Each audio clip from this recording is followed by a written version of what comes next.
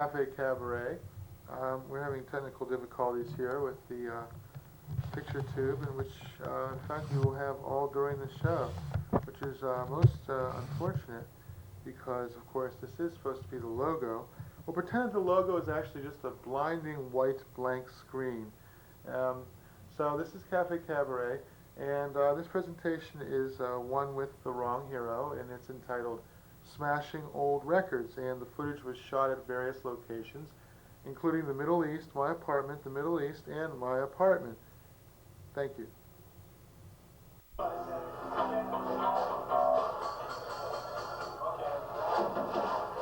evening. Welcome to tonight's show.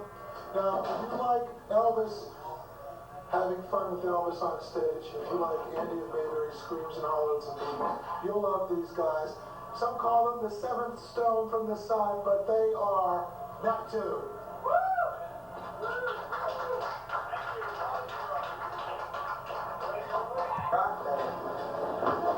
Well, no wonder we got fat pitching fastballs past Fat Day.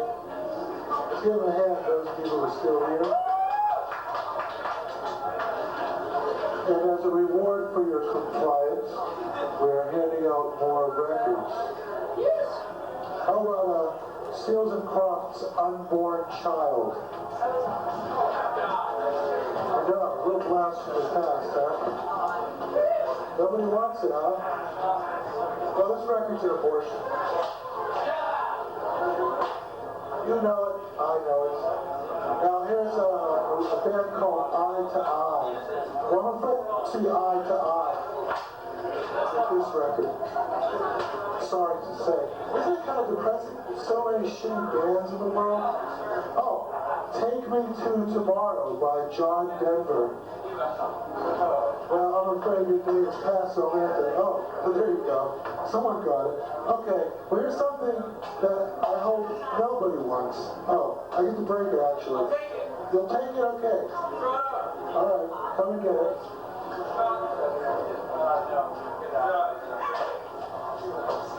How about Jonathan Livingston Seagull by Neil Diamond? Well, come and get it. Alright. Heartbeat. Love beat. How about Frankie and the Knockouts? Sealed. Mint condition. Never been opened. Never been played. Never will be played. I guess I kind of knocked them out. Steve Condor. Steve Condor. Fly Condor. Fly. Identity Parade. Here's something to impress all those fans of Arnold Schwarzenegger and Sylvester Stallone. The very manly protagonists of Identity Parade. Well, you just lost your identity. Pay attention. No! Michael Bolton. Featuring the new hit version of the classic, Sitting on the Dock of the Bay. I like to drive a bolt in Michael Bolton's head, you know what I mean? New Shoes. You can tell they're an imaginative band because they use the letter Z in spelling shoes. And appropriately enough, the record is called Point of No Return. I think so. Art Garfunkel, Breakaway. Okay. What do you think? More records or, alright.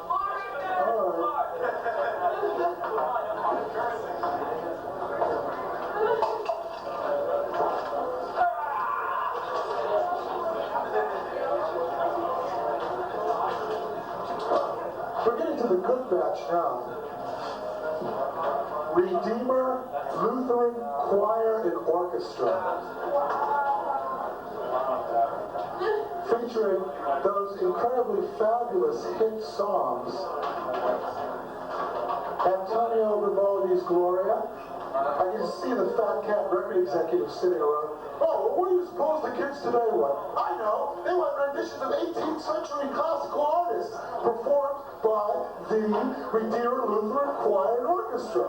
Donald H. Olson conducted.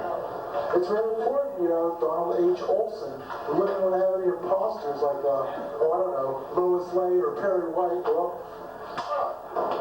I guess your Redeemer don't liveth no more. Oh, here's a good one. The trumpet and orchestra of Billy Butterfield. Take me away to far away places. It's a 78. And this lucky lady got it. Oh, this is great. This is really wonderful. This makes the whole thing worthwhile. Driving 60 miles in the snow, getting garbage thrown at me, just for this chance to break this record.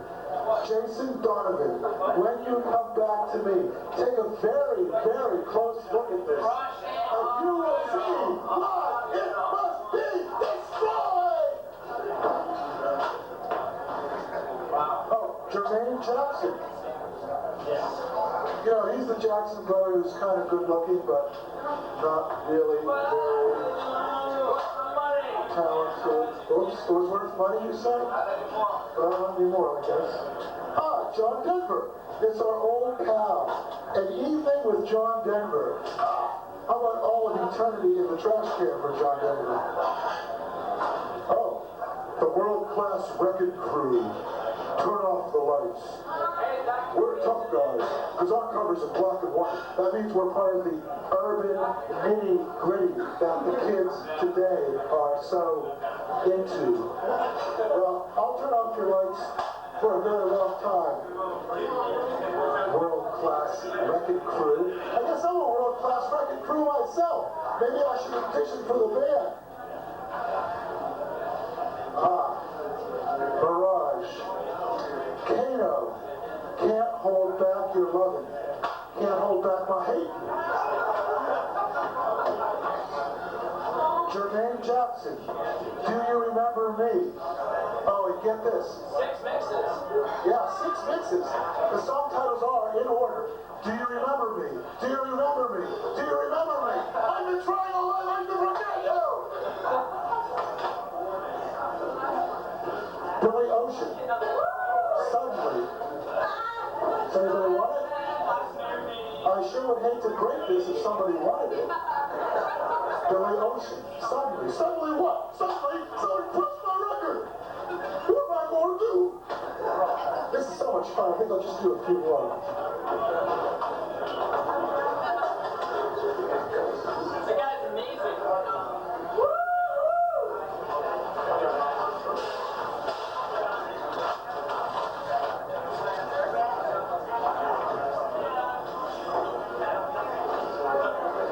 But don't worry, there's more, so stick around.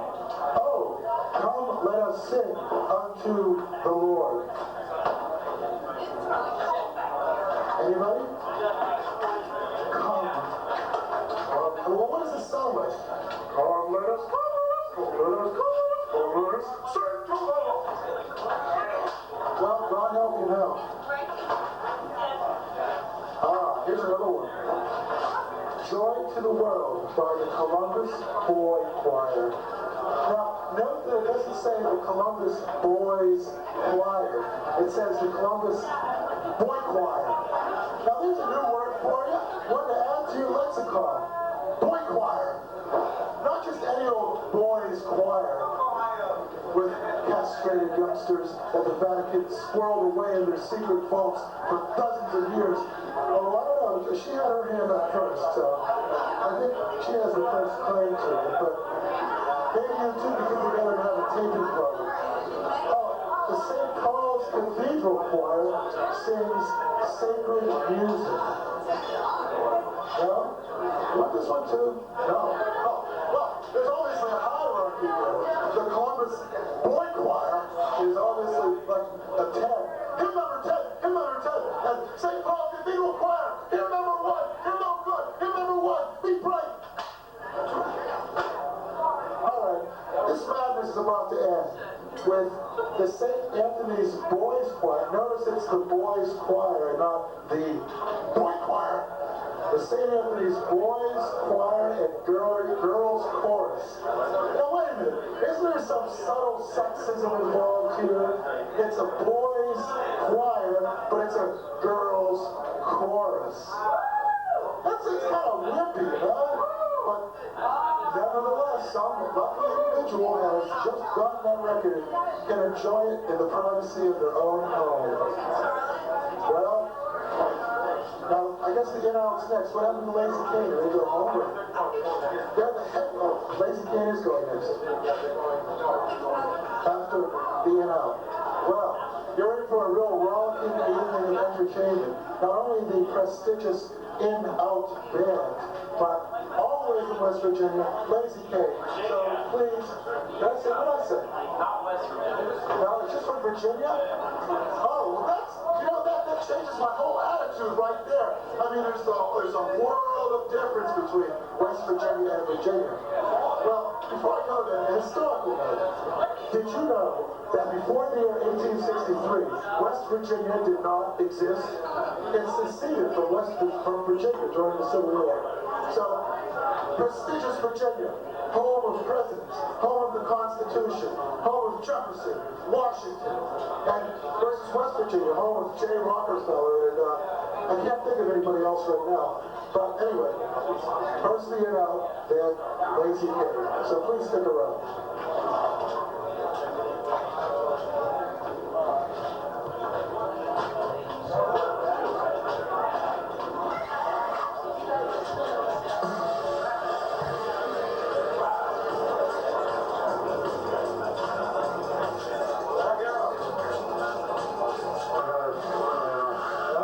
I'm sure they're very glad you made it out of this cold winter day, and I'm sure the staff in the Middle East is very glad as well. And to reward you, we decided we're going to hand out some prizes. And unlike many prizes, in which you have to answer some impossibly difficult question, all you have to do is save one prize and it's yours. And I think I'll do the first prize, the best prize first. It is an entire case of Ensure nutrient beverage. Now, you can either take this and take it home for yourself, or distribute it to the needy, or give it to one of the bands, or whatever. I think Lazy Kane might like it. Fortify them on their trip all the way down to West Virginia. Lazy Kane, I believe, will be the next band. So did someone raise their hand? They wanted this? Okay, come on up and get it. Actually, I have another case of this at home, so maybe later tonight I'll go and fetch it. I got something even better than dancing, girls. I got the Dirt Band. Anybody want this? Oh well, ashes to ashes, dust to dust. Sorry about that, Dirt Band. Okay, here's something I know you're going to really want. I Want to Go With You by that famous recording artist that all the kids love, Eddie Arnold. Well, remember the band got that one. We got him quick if you want to claim these prizes. Now we got Peter Frampton's I'm In You. You want to break it? You're my designated break-e for this one if you wish. Hey, it's in good condition. I'm telling you, it's mint or near mint. Yeah, yes. That's it. That's the spirit. Okay, now. Man, what do you think you're doing? Johnny Duncan, see you when the sun goes down. Do you want this one too? That's okay. If you're greedy, that's all right. If you want more than one, there's no problem. This one is a set. Suzanne Stevens, Stardust Lady, Sealed, Mint. And Suzanne Stevens, Crystal Carriage, Promo, Mint, White Label. Now, does anybody want these? I'm sure they're incredibly valuable, at least to people in countries where vinyl does not exist. No? Oh well. I don't even know who Suzanne Stevens is, but well, she's a very resilient lady, I'll say that for her. Junior Gone Wild. How do you like that? The cover alone, right? It's a surrealist's dream. Nightmare. Well, I'm feeling pretty wild myself, so unless someone claims releases very soon. Oh, hey, what the hell? All right, now here's one. Jimmy Buffett, Coconut Telegraph.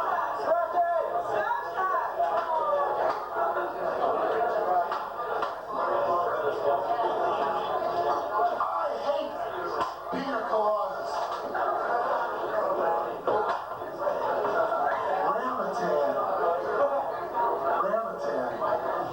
Let's see what songs we have. Oh, you want that, huh? Oh man, this man knows what he wants. Gotta admire him.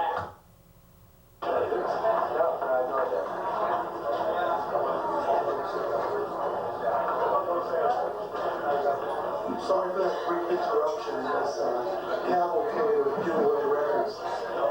Keith Herman, Good News Day. Somebody want this? Well, it's a bad news day for poor old Keith Herman. Alright, now, the first one who raises their hand gets this, because I know it's going to be a hard item. Joanne Gregains, thin thighs, hip, and stomach. Aerobic shape-up 3. I'm sorry, but it doesn't have the 16-page photo instruction book with it, but... Anybody? No? Well, I think I'll keep this one for myself.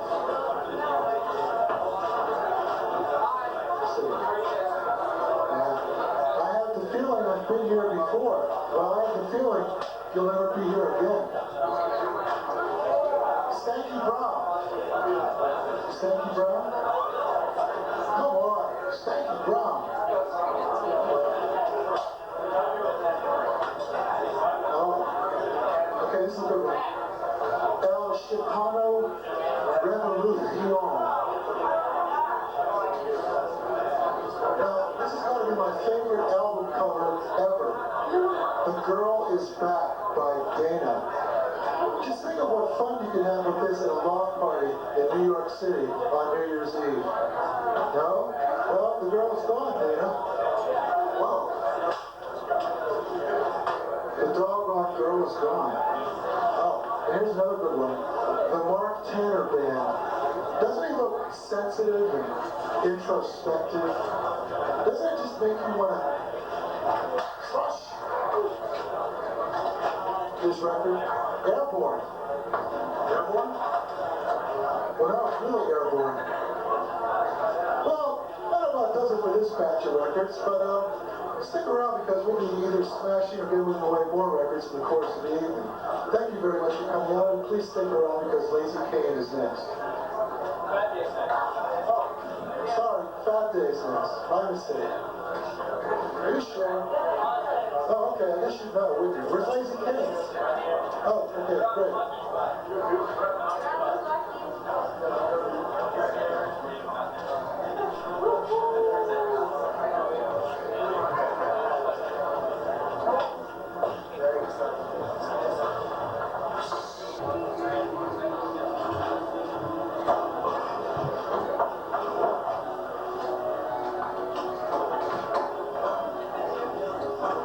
Once upon a time, there were two skunks. One was named Ian, and one was named Al.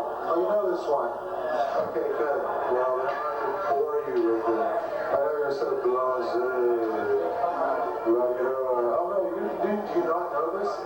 In was out when out was in, out was out when in was in, but one day out was in and in was in, but they couldn't find in. And they asked the mother where was in, and she found in, and they asked the mother how she knew where in was, and remember now we're talking about skunks. The mother replied, instinct.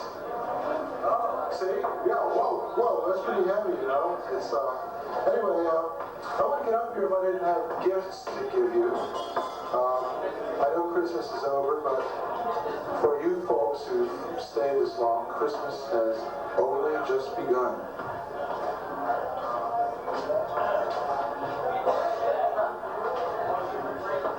Now, I'm not going to break no more shit.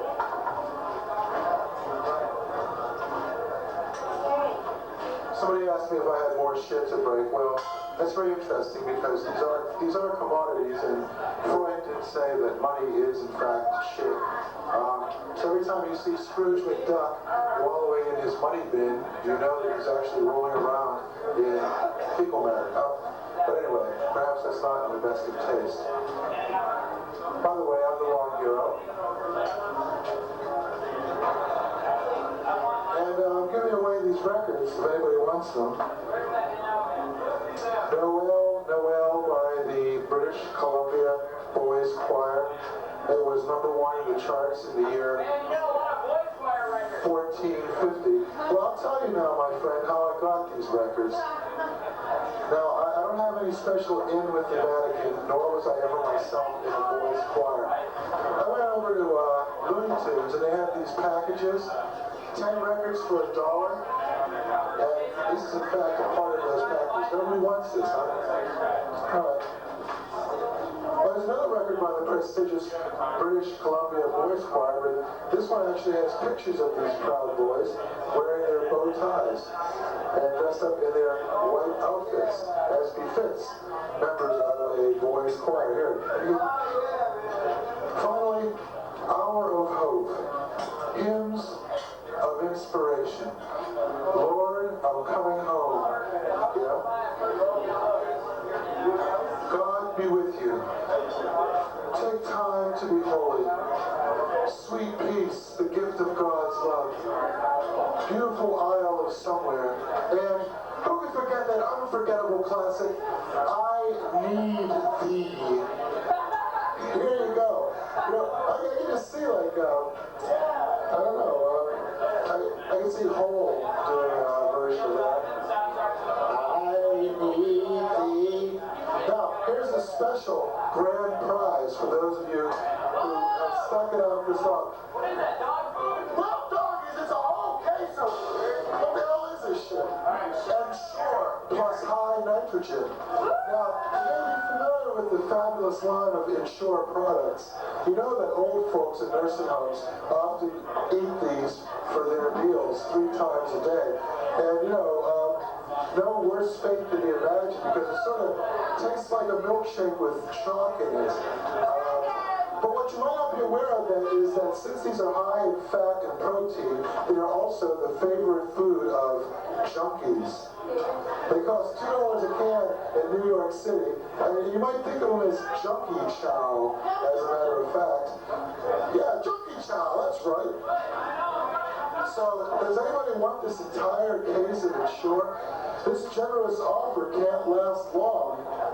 Oh, I should mention though, before you try to feed it to any old folks, it expired in May of 1994. I'm sorry for that. It does affect the flavor somewhat. It makes it even more nauseating and repulsive than it already is. Maybe I should donate it to the kind staff at the Middle East Cafe, who in fact stuck it out through all of this stormy weather to bring you these entertainment treats that you are now witnessing. Well, I've said enough. Next up, all the way from Virginia, Lazy K.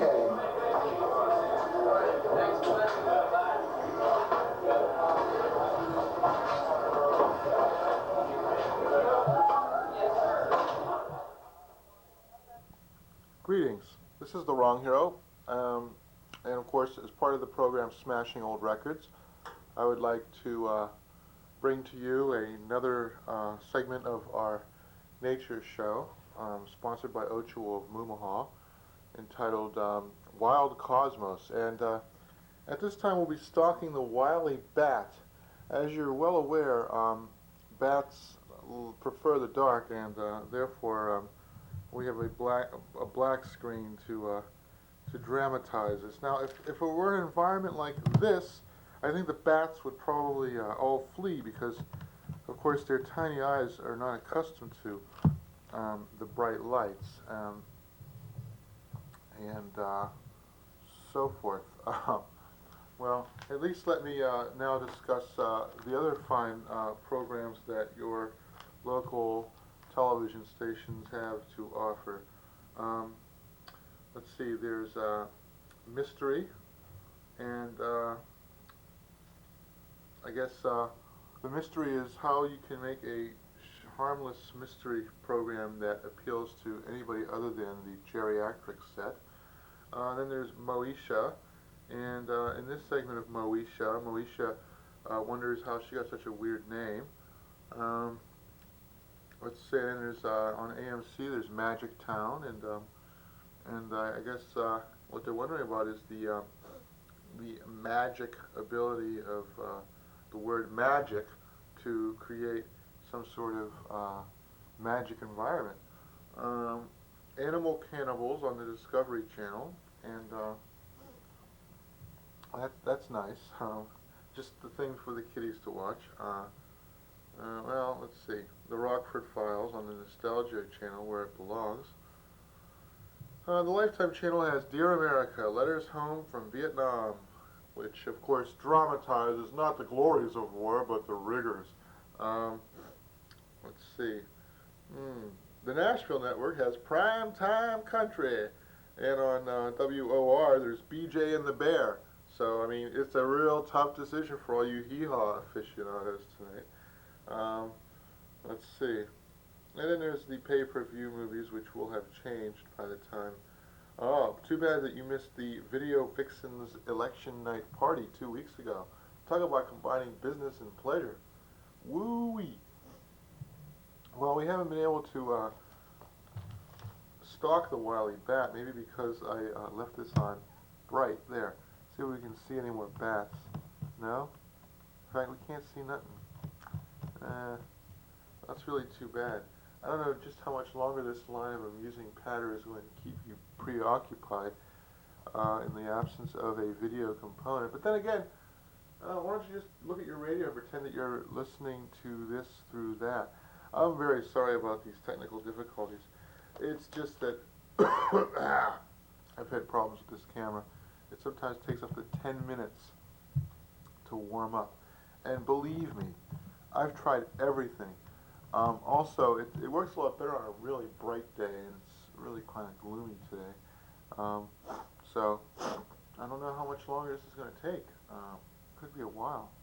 And just as I was hoping to continue my nature program, well, I suppose the only alternative we have is to talk about what's going to be on television at 9:30, which fast approacheth. Now let's see. This is ridiculous. Realize that? Realize how ridiculous this is? Oh, I see. Here's something I didn't know. You have to have the display window on in order to be able to see the shutter speed. You'd think after 6 years of owning and operating this camera I would know this by now. Well, perhaps I did know it, but only instinctively, much like our animal friends on Animal Cannibals. Why is it that whenever animals do something really shitty, it's their instinct to do it, but whenever they do something really beneficent, then it's an example of their intelligence? That's something I would like to know. But of course, it's not something I'm ever going to be able to discover anytime soon. Oh boy, I'm sleepy. Maybe you all should go to bed now. I've been depressed. I've been sleeping 12 hours a day. And, but you know, it's better than the alternative, which I suppose is not sleeping 12 hours a day. Alright, at 9:30 then, Sparks. Well, this is interesting. Maxie unintentionally kills the judge. Well, that tells you a whole lot right there now, doesn't it? Who is Maxie? What judge? How can you unintentionally kill someone? So I've never seen this fine program, nor ever even heard of it. Of course, these are the program listings from November 5th. So this was actually a good 3 weeks ago. Yes, I am smashing old records for inanity here, I fear. And then on something called TVFN, there is something called Taste on the H&G channel, which I guess stands for Health and Grooming. I don't know, maybe it's House and Garden. It's called Room by Room. It must be House and Garden, eh? Great. Just a thing for geriatric elders to watch. Oh, that's a nice house, Home and Garden. Oh, yeah, I like watching the Home and Garden channel. Oh, I had a house like that back in County Cork. Sure, my God, I did. It's a pity. During the potato famine, and they tore it down. They couldn't pay the rental on it. But Granddad, the potato famine was in 1848. That would make you over 150 years old. Sure, and don't you go doubting your elders now. Your elders have a wisdom. Okay, in 1 minute then, here are some of your alternatives on other channels with actual pictures and professional production values. Let's see, MTV's Real World. It's too bad that they didn't have the sense to use Pere Ubu's song Real World as their intro instead of some sort of bubblegum snapping teeny anthem instead. You know, back in the real world, in real time. Let's see, The Good Green Earth on the Outcast channel, or is it the Outdoors channel? Boy, I can't keep track of all these channels. There must have been at least 5 or 6 new ones that they snuck in on us. Gee, there's no listing for this. The Outcast channel, let's see, the Outsider channel, the Outhouse channel. Gee, oh, here we go, Outdoor Life on the prestigious Channel 71, which I'll bet none of you get. It's probably like, they probably show stuff like the Bassmasters or something, I don't know. Well, anyway, on Outdoor Life they have Good Green Earth, and they have Tom Jones singing Green, Green Grass of Earth. Let's see, on TCM, what the hell is TCM? Night into Morning. TCM? The color monitor, maybe it's one of them their dang fancy premium channels. We're going to town, we're going to hire us a premium channel tonight. Get out the popcorn, make sure there's plenty of butter. I can't find TCM anywhere. Night into Morning. It's probably some religious thing, right? The Christ monitor. Oh, here we go. The Movie Channel. How could I be so foolish? Actually, quite easily. Well, on Disney at 9:35, you don't want to miss Duck for Hire. Sounds like a real spine chiller, a real gut slammer. On HBO, they had Autopsy 3, Voices from the Grave. Yeah, again, just some nice down-home family entertainment for the kiddies. And on Showtime, Roger Corman Presents. Woo-wee! I'm going to get my girlie and we're going to watch us some Roger Corman movies. What'll it be tonight? 2,000 Maniacs or Bucket of Blood? Let's see. Watch as steaming gouts of blood gush forth from a madman's mouth. No thanks. I think I'll pass tonight, honey. Geez, I'm having problems here. I can't get this thing to work no how. What am I going to do? Oh, this is ridiculous. You know that?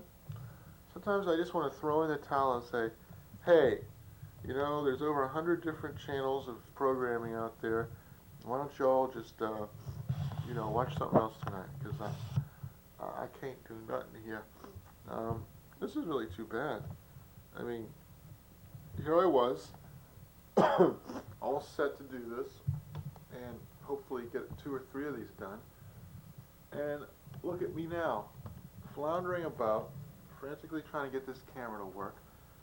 I guess we could put on some fancy classical music, and we could pretend this is like some incredibly sophisticated European art film or something. I don't know. Geez. From working at the Middle East so long, the eyepiece of this smells like stale beer. Always a pleasant thing to contemplate. Gee, I don't know. This is tough, you know, because I have all these fancy doodads on this camera and I can't use none of them. On Montel, Lynn says her ex-boyfriend Michael raped and stalked her. Yet more wholesome, quality entertainment programming for the kiddies. Yes, sir. Of course, most of the kiddies are in school, aren't they? So I can't lay a guilt trip on my man Montel. Dig. You know, I always admire the way he flips that microphone and catches it. You know, he always catches it. He never drops it. And also, he's always dressed very nattily, pinstriped suit, and you know, the tie and the shirt, impeccably groomed, and the vest, and the tie's always knotted just right. And you know, I hear the girls go for that clean head look. I hear the ladies really like it. Anyway, geez, this is tough. I've I've said this before. Having problems here. This is hell. Why this is hell, nor are we out of it? Well, I think I've frittered away about 10 minutes so far, and with no positive results. So I'll give it another few minutes, then I gotta go eat my breakfast. Shall I tell you about my breakfast, or should I pretend like we're studying the lifestyle of the bat? Look out! I am blind! Well, anyway, you should be blind. You're a bat, right? Hey, how come Batman isn't blind? Maybe you should get together with Daredevil, you know? Not the 40s Daredevil, which none of you have ever heard of, but of course the Marvel Comics Daredevil, who is also blind. Batman and Daredevil. Wow. Can I pick them or what? And Daredevil's never had a big motion picture devoted to his antics, so it would be even better. And Nat Friedberg's favorite superhero was Daredevil, and I don't know what that has to do with anything. Anyway, I gotta pick a big chunk of gristle from between my teeth, so maybe it's just as well that we don't have any video component here. Why don't you just shoot this some other time? You might be asking yourself. Well, I'm stubborn that way, I guess. Actually, this is the last day I have to shoot this. If I don't do, if I don't do some of this stuff today, you'll be seeing a blank screen 3 weeks down the road. I don't know how much discretionary time I'm going to be permitted to have. Actually, this isn't the important one to do. I have to do the important tape after I get this one up and running, which is looking increasingly less likely as time goes by. Well, this is ridiculous, you know. Maybe I could like overdub. I know, I'll overdub a visual component once I get this thing working, weeks down the road. Actually, I can do that while I'm eating. Wow, isn't that special? My ingenuity never fails to fill me with a great joy. Of course, what if the thing never comes up again? Then I'll have to like shoot radio shows and run them over the air. This is just crazy. Actually, I suppose if the camera had to break down, I'd pick the most opportune time to do it. Seeing as how I've done nearly 300 episodes of this program and was going to think about showing reruns. Look at this. This isn't working. This just is not working. I wonder if I should just put some Montel on while I eat. And maybe, just maybe, if there's a miracle, get the thing to work. Or we could try a time lapse. It won't work. You can't put the time lapse on while the camera's running. You have to pause it first. Maybe I could kickstart the camera into doing my bidding. Can't put review on either. Okay, that sure accomplished a whole lot of nothing. Or should I just like shoot this thing and like just keep going and going until on the off chance that maybe I can like do an overdub? Time is growing shorter and shorter, ever shorter. Alright, I'll try this. I think I'm gonna like stop for a minute, and then when I come back, hopefully this thing will be on. Well, I guess we're still in the dark, aren't we? Where was Noah when the lights went out? In the dark, of course. No, it was Moses. Yeah, that's one thing about being a novelist. You can throw in any stinky, lousy joke that you want, and pad the narrative, or you could, especially if you're a postmodernist or a modernist novelist, you can throw in songs or advertising jingles or transcripts from television shows or any old thing you damn well please, just to pad out the page count. Whatever happened to good old-fashioned craftsmanship where every word is necessary? No, instead we got all this padding that the reader skims over. Anyway, I just had some cream of wheat, and being a long practiced announcer, I can even make cream of wheat humorous, if not downright satirical. Well, first of all, the politically correct Negro cook on the front, they have stubbornly clung to him, and of course to Aunt Jemima. And I'm wondering, did those two ever get together? Maybe Aunt Jemima who has recently lost about 40 pounds and whose skin has turned about 3 tones lighter, until now she's about the same shade as Montel Williams, as a matter of fact. I'm going out with Montel now. Get your nappy ass away from me. I don't want nothing to do with you, cream of wheat man. Oh, and well, also, unfortunately, because cream of wheat man was conceived in a less politically correct and enlightened era, his name is actually Rastus. Now, I don't think there's too many black folks around these days who can identify with a cook named Rastus. I've always wondered, what the hell does Rastus mean anyway? Is it supposed to be an approximation of an African tribal name or something? Or is it just like the most insulting appellation they could think of at the time? And, I guess Southerners used to name their slaves rather sardonically after great Roman orators like Cicero and Caesar and Pompey. Well, first of all, there is no more slavery, and I don't think that many black people are now named after deceased Roman emperors either.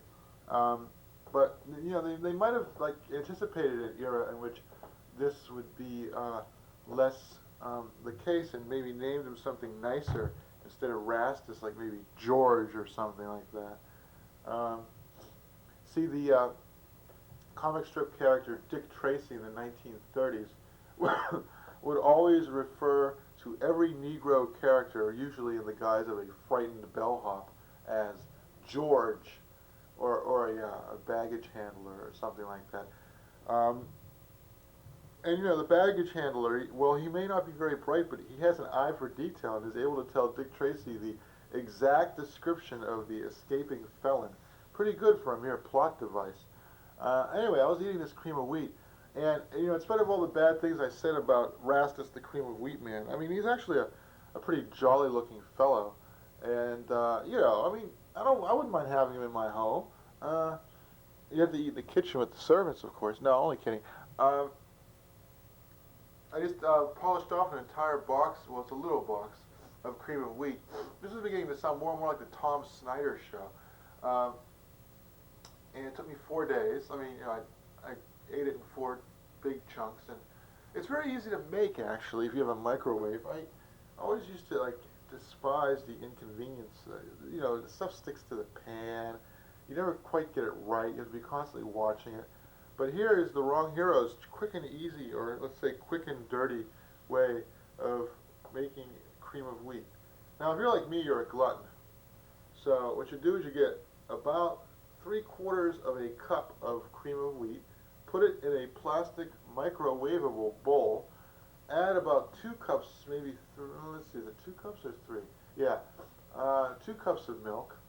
Stick it in the microwave for 1 minute, take it out, stir it around, stick it in the microwave for 2 more minutes, take it out, stir it around some more, and that's pretty much it. Let it set. It'll be kind of watery, but I mean, that's the way to eat it, I guess. I wonder if cream of rice would be good this way, too. And then what you do is you open up a can of canned fruit, and you throw it in there, juice and all, unless it's heavy syrup, in which case you try to drain it if you're watching your calories. Of course, if you were watching your calories, then you wouldn't be eating a helping of cream of wheat, which is listed as being capable of feeding 4 to 6 people. But I just like cream of wheat. And it's part of my depression, right? That it's baby town for me. It's something that I never actually recall eating cream of wheat as an infant, but it's quite possible I did. And it's just the sort of thing that an infant would eat. And I would strongly recommend the Dole tropical fruits as something to add.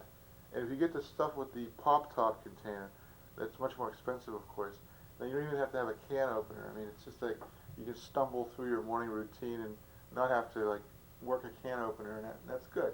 I don't know whether it's worth 30 extra cents, but it's good. Of course, if you're like me, you get coupons and you triple them, and you get the stuff for free. So it doesn't matter what you paid for it, because you didn't pay anything for it, really. But anyway, what was I saying? Duh. why do markets offer triple coupons? I mean, that's really kind of out there. I mean, they must know they're losing money hand over fist when they do this. Of course, I guess it's just worth it to them as an incentive to lure you into the store, but into their store. But everybody has triple coupons down here, although nobody dispenses them. Here in Rhode Island, all the stores, virtually all the stores except Shaw's, honor the triple coupons, but none of them pass them out in their flyers. You have to get them from the Johnny Foodmaster flyer in Massachusetts and then bring them down here. And, you know, occasionally they'll question it, but I mean, you know, for $6.88 an hour, they're not going to go to the wall for, you know, Stop and Shop or Edwards or whoever it is they work for. Anyway, Cream of Wheat's good. I was in Edwards. They had one in Seekonk, but they closed it down not too long ago. And so I had to go to the one on Niantic Avenue, which is in the Providence-Cranston border. And they had some pretty unsavory people working there at the deli counter. Like, you know, it looks to me like, you know, the only people they can get to work the deli counter are incredibly obese people who might otherwise be on disability, or recently escaped felons of indeterminate ethnic origin who jabber in a foreign language to their compadres whenever you happen to hover too anxiously near, on the expectation that they will actually honor your request for sliced meat products. This guy that I had, he was actually making fun of my selections and the way I pronounced them, which is really going some. He tried to ameliorate it by attempting to commiserate with me over the fact that pepper loaf is called pepper loaf, and he could never figure out why. Duh, it's because it's coated with pepper. You know, anyway. Oh, no, actually he said he didn't know why they called it loaf. And he looked at it, and from behind the deli counter, all became clear. It is in the shape of a loaf. Thereby, it is called pepper loaf, or olive loaf, or whatever. Well, I got some, God forbid, you know, I should order anything exotic or beyond the pale. But, you know, I had this coupon, and I had this scam with the triple coupons for the deli items. You know, they say you have to order 1 pound or more in order to get the the coupon savings, but you don't. You can order as little as a 1/4 pound and get the shit for free, and they hardly ever call you on it. Maybe one time in 20, and it's well worth it because you can just have them deducted from your bill if you don't like how much they're charging you for it. So, but you know, a lot of the people at the markets, they don't know how to do the triple coupons, and they get them wrong if they're not used to seeing them. So you have to cultivate somebody who looks relatively bright and make sure that they're the ones that know how to do them, and make sure you get them right to do your triple coupons. But anyway, yeah, so he's making fun of, I got pistachio mortadella. It's like, whoa, you know, and it was like the talk of the town there back in Deliland. I mean, it's like, oh, hey, get this, pistachio mortadella, you know, and then I pronounced bologna, and, you know, and he's like, whoa, whoa, what? And I said, oh, that's the way we say it in Pittsburgh, bologna. And he's like, whoa, Millie, you know, and twice he went back to get stuff, you know, that was sitting right there in front of me in the counter, like the pepper loaf. He said, oh, I gotta go back for that. You know, he's taking a fucking break at my expense, like 5 minutes, you know. I was almost late for work. I could have killed this guy. In fact, I'm probably gonna be late for work today. Look at this. This is ridiculous. Let's see if it'll work now. I'm not getting anything. I guess I picked a bad day to do this. I probably should have did this yesterday. But in a way, it's a relief that you don't have to look at my shouting head. And, you know, it's the aesthetic quality is perhaps improved by there being no pictorial component. The Price is Right is on now, even as we speak. I mean, what an intrinsically cheesy show. You know, all these people with their beer bellies hanging out over their belts, wearing short pants in the winter, and in baseball caps, with the name of some feed grain store imprinted on them. And the camera angles are just too much. When you watch it without the sound, now they got this incredibly busty blonde who has to suck her stomach in to give some arch support for her breasts, which are threatening to jiggle out of her shirt at any moment. And now Bob Barker. What more perfect name for a person of this type than Bob Barker? I mean, it's almost like a Dickensian name. You couldn't have made it up almost, unless you were a genius. And here he is, Bob Barker, Everybody loves him. He's been doing the show for like 30 years now. I mean, every time he opens his asshole, there's a spider web in there, a moth flies out, and he's got this really teeny tiny little microphone. You know, it's like he's too feeble to hold a big one, and he's too old-fashioned to learn how to use the clip-on kind. And now there's two busty young ladies demonstrating the paddle boat, and the guy in the baseball cap is like going, "Oh, that looks good. Just the sort of thing I like down at the quarry. You know, just the thing when my kid jumps in the quarry and hits his head on a rock and drowns, I can paddle down there and look for him with it." There's another a busty young brunette whose breasts threaten to burst from her brassiere, and then there's the guy in the cap, and then there's the youngster, Sarah, with a Riverside shirt. And then there's the busty blonde. Wow. She sure looks like a lusty young animal. Yes. Well, and she won. Wow. And everybody's happy for her. And it's really something. Of course, you know, you could be watching this yourself. Except this probably has happened about 3 weeks ago. Boy, is she happy. She's fit to split with glee. Well, you know, this is ridiculous. Does this mean that the pictorial component of this has finally given up the ghost for good? Because if so, I'm in a whole heap of trouble. But well, this is ridiculous, you know?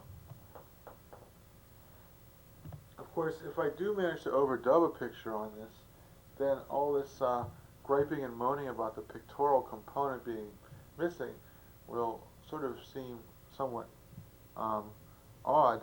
Also, I said it was a foggy, sort of gloomy day out, and as a matter of fact, if I ever do overdub this on a subsequent day, it'll probably be a sunny day or even snowy. I claimed it snowed, and it will belie my audio lie. And geez, here's another thing. My girlfriend's really mad at me. She's got this tape in the VCR. She usually tapes a soap opera, but it's almost to the end of the tape, and if I rewind it, she'll get mad. But if I don't rewind it, it won't tape her soap opera, and then she'll be furiously angry. And I don't know what to do. I think I'm going to take a chance and rewind it.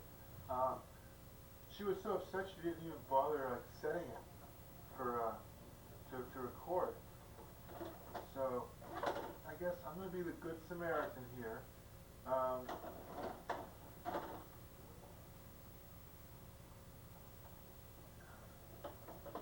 Anyway, yeah, I guess we had a big argument. She, maybe I shouldn't divulge these details of our private relationship. Anyway, she got this fake tattoo, and I thought it was real, so I got real mad. And she got upset that I wouldn't let her have a tattoo, even though it was a fake one. Or, it's not that I wouldn't let her, it's just that I got upset because she never said a word to me, and it was like in this prominent place that I would have to look at all the time.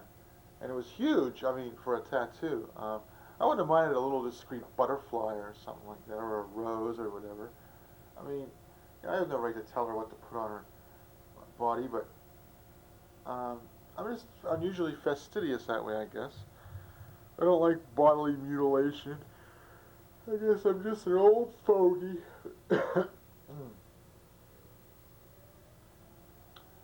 And, well, wow. Almost all the water in the United States is hard water, says the Zest commercial. Fortunately, there's Zest, which works equally well in hard water and soft water. And they only flash this thing at us. It makes it look like this gigantic red octopus of hard water has taken over the entire United States. Now, there's a shit kicker in a pair of mud boots stomping his way through a cranberry bog. Too much. I can't take it anymore. Two chirpy, exuberant college students who live on Hormel's 98% fat-free turkey chili. It's like, oh my God, it's bad enough that like they're just as stupid as can be, but then they eat this horrible crap. Um, of course, you know, Hormel's makes so many fine products. Please don't sue me, Mr. Lawyer for the Hormel's Corporation. Uh, I don't know, there's something fishy about this videotape that I just rewound. It says that there's 5 minutes and 15 seconds. There's 5 hours and 15 minutes on it, but that can't be. Wow, now this incredibly obese guy, he must weigh about 300 pounds, is like fighting his way down to the, his name's Donald. He has a mustache. Like, I guess it makes him look debonair. Suppose where he comes from, though, he's called Slim. I mean, he's probably from Iowa. Anyway, I don't mean to pour mockery on people who are, like, fatter than I am.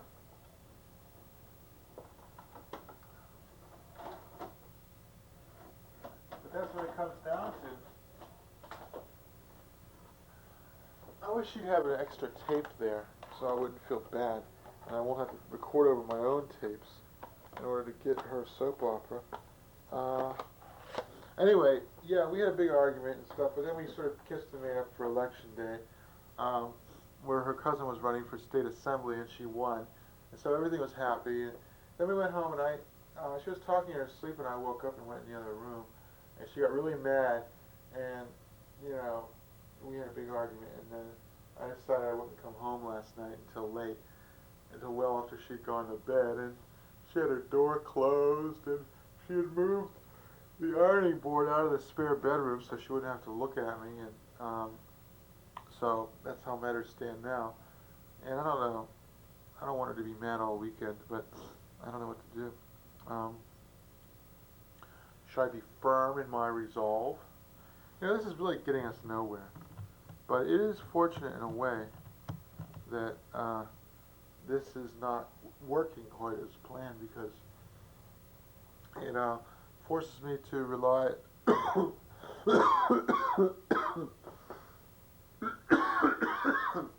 my ingenuity. No, I'm not suffering any colds. Don't worry, you won't get a cold from watching this. It's just, well, my nose has been kind of stuffy. Well, the guy in the baseball cap, who looks like he might be of Hispanic origin, is astonished that he has the possibility of winning a brand new car. That's right, Johnny Olson. It's a brand new car. My voice is going up 1 octave in simulated excitement. Well, we have the globe, and you have to try to figure out how much that costs. We have the telescope, and we have the car. Is it $80? Well, let's try again. $40. It's $40 is correct. That's 1 down. You only get 2 more mistakes. Now the telescope. Which of these 4 numbers is the right number for the telescope? 620? Is that right? Nope. Well, tell them, what is it? 620! No, that was wrong. 206, 690. That is correct. You get 1 more chance now. Let's see if he gets the car. The car, 31098. Well, let's see. That's obviously $19,380, right? Is it $19,380? His eyes are all googly. Hi. Well, what kind of car is it? See, it's hard to tell without the sound. Oh God, his wife is giving him cues. Oh, $18,000. He already blew it. $390. Is that correct? No. You only have 5 more chances. There's only about 5 conceivable combinations. 19,000. Yeah, do what I was going to tell you to do. Come on, come on. Oh, no, not 13,000. What are you, an idiot? $13,980. Is that correct? Sorry. It must be 19,000, duh.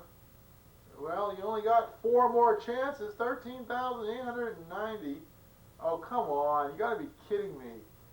No, nothing's that cheap anymore. We're not in Mexico. 19,000. Try 19,000. You've only got like 3 more chances. Come on. Oh no, he's gonna go for 18,000.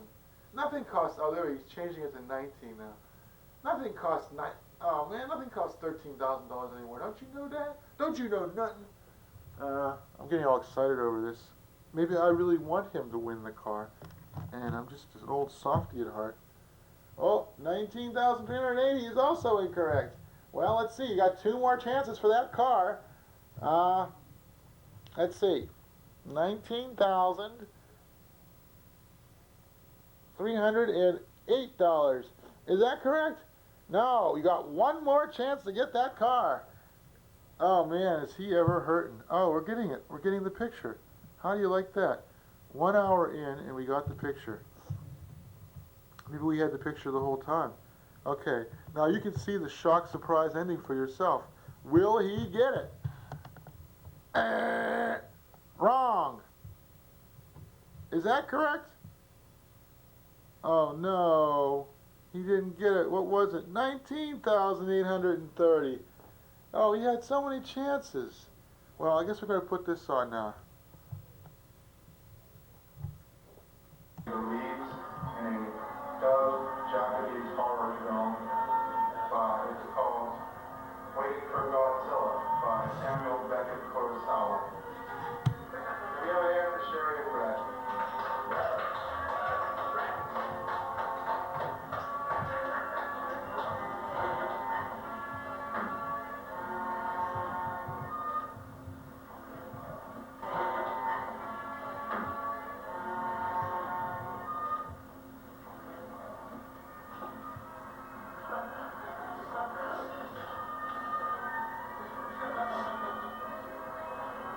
What are we doing here? There's nothing to do. What are we doing here? That has nothing to do with it.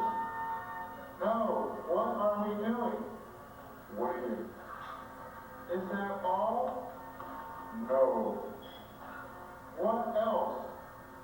What else do you want? That's not the question. What do you want from me? What? What do you want from me? I want nothing from you.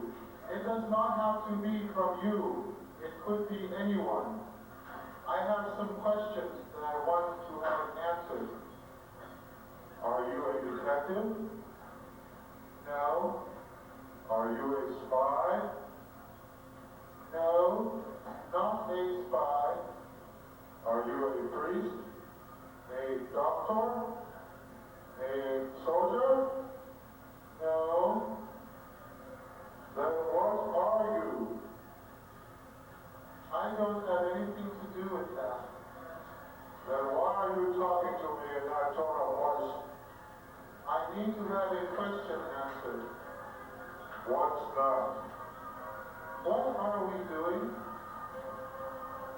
We are doing the same thing as we did yesterday. What was that? You don't know? I know. I just don't remember. I want you to remind me what we did yesterday. Yes. The exact same thing we're doing now. Arguing? No. Embracing? Not yet. That comes later. So you think? I have it on the best authority. If there is a woman in the first act, she must be a roast in the third act.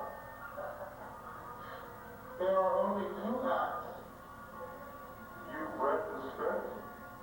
No. But there are no third acts in Japanese monster movies. Is that what this is?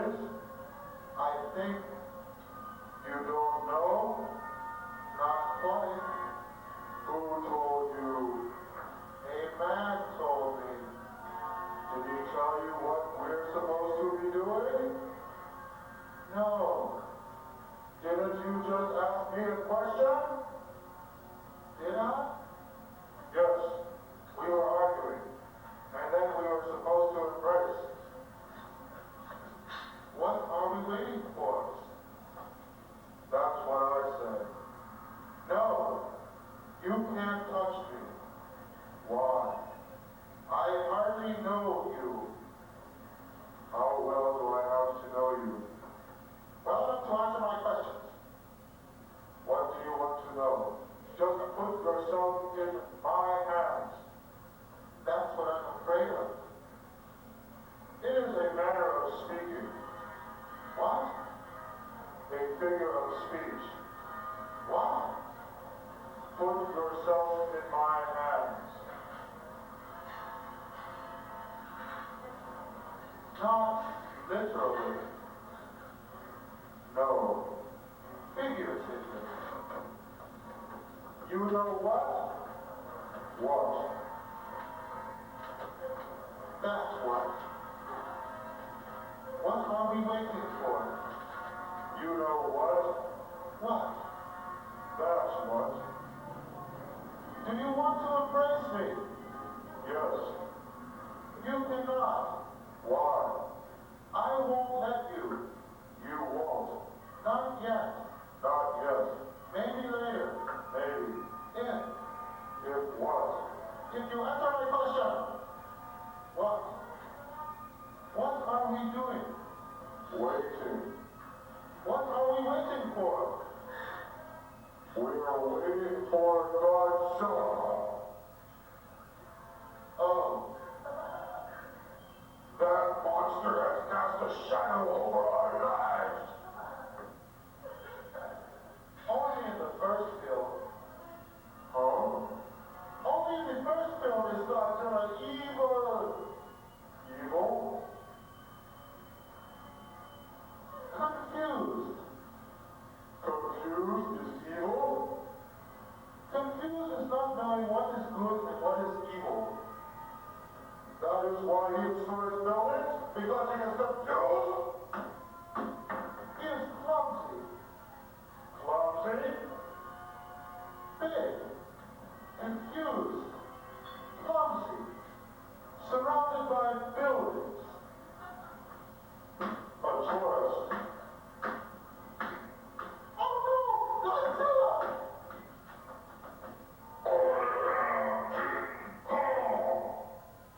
Godzilla? You're not Godzilla? I am King Kong! Who is this Godzilla? A monster. Big. Confused. I am a monster. I am big. I am confused. I had better go and find this Godzilla. He may destroy something and I will be so glad. Goodbye, King Kong. Good luck to you.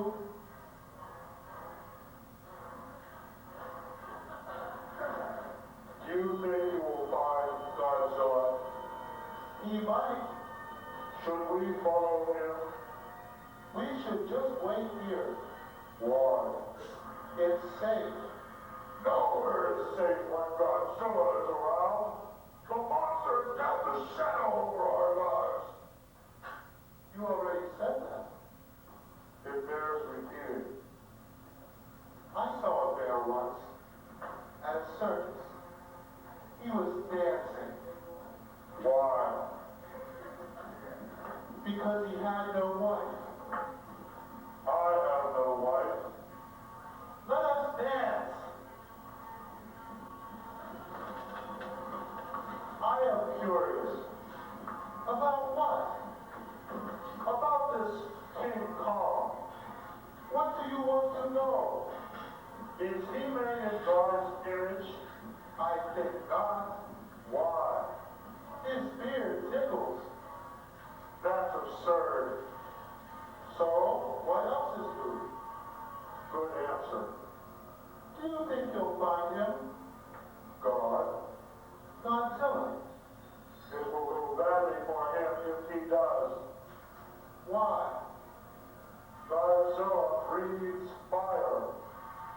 So, apes are afraid of fire.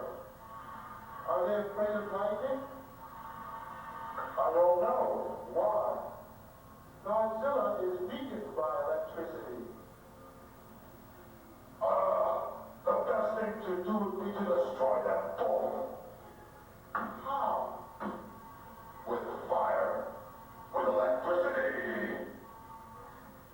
Maybe we could just make them very sick and they would go away. If I were a guest at a party at which I was not invited, all of you would have to do is to look at me funny and I would leave.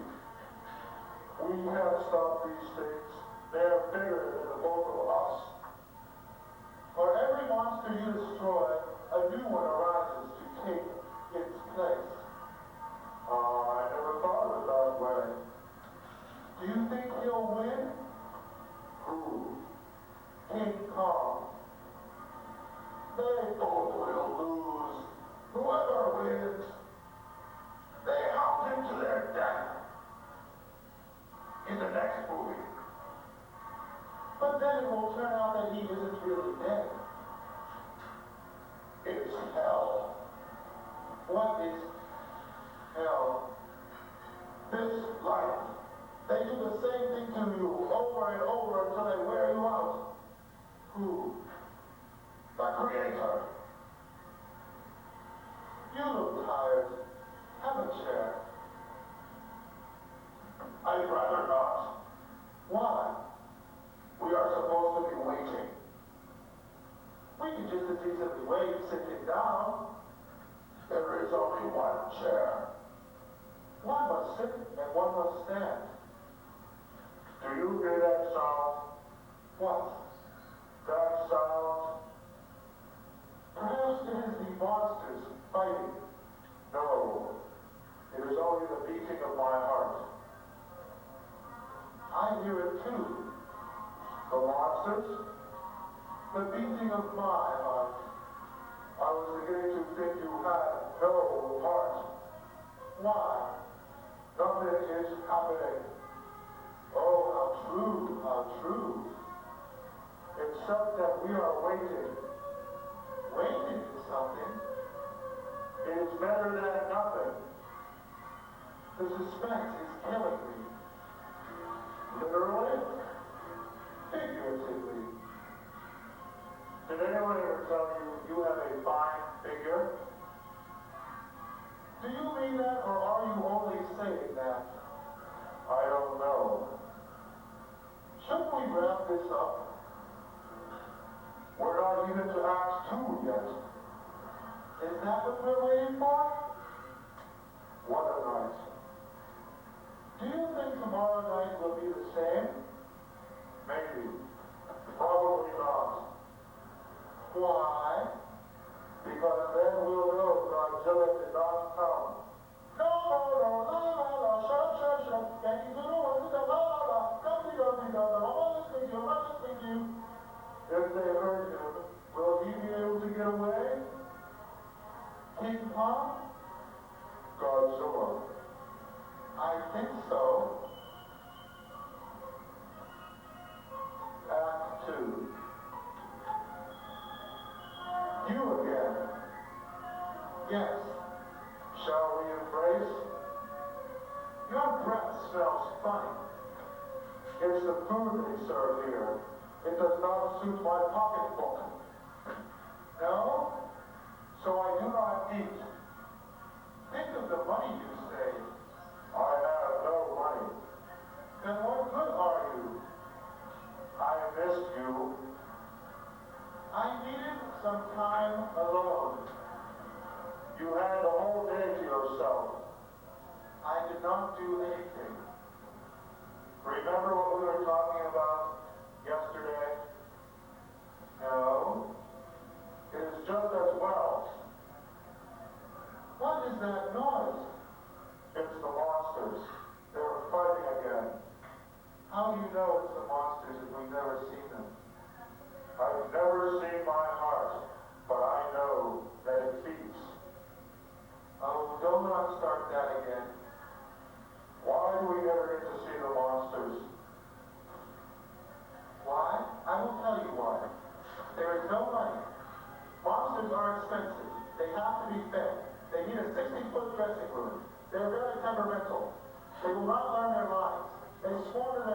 not drink.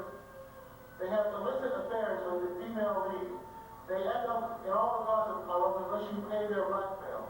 They run around acting like they can't be harmed, and yet deep inside they're very vulnerable. And when they outlive their usefulness, their careers are over. Nobody will answer their calls. It is back to Monster Island for them. They sit around and tell each other the same old stories. It is not easy to be a monster. I had a chance to be a monster once, but I wasn't ugly enough. They can do anything with makeup. But you have to have a face on which to build. They said I just didn't have what it takes to truly frighten people. So instead, I took to the stage. I started appearing in avant-garde productions. When they showed me the script, I jumped at the opportunity. Just a chance to work with the great monsters was enough for me. But these productions, they do not pay very well. How much are you getting? Nothing. How much are you getting? Nothing. Well, I guess there's nothing to be done. Well, that wasn't such a bad little dialogue we just had. At least we got a chance to talk. We got to know each other better, even if we don't get along. I must say, it was a pleasure working with you. The pleasure was all mine. You're just saying that because you mean it. You were brilliant in the first scene. How nice of you to say that. But it was you who really shined. Showed. What? Showed. You don't have to correct me. It's the only way to learn. I've been doing this for years without any help from you. And where has it got you? I could have been big. I could have played old hags and crones. I have a really good evil cackle. But my friends advised me to hold out for speaking parts. My friends were idiots. Do you remember that last scene where we embraced? We did not embrace. We danced. Did we? I don't remember that. Perhaps we were supposed to dance, but we didn't. We can dance now. We can't. Why not? Didn't you see the script? It says we're supposed to be waiting. It didn't say anything about dancing. I'm not getting paid to dance. We're not getting paid anyway. Well, the way I see it then, if I dance, I'm actually losing money. Oh, I'm hungry. Are you on a diet? No, I'm starving. What's the difference? When you diet, you punish yourself. When you starve, the world joins in. I am busy. Why? I have not eaten a bite all day. Let's go. Why? They don't need us.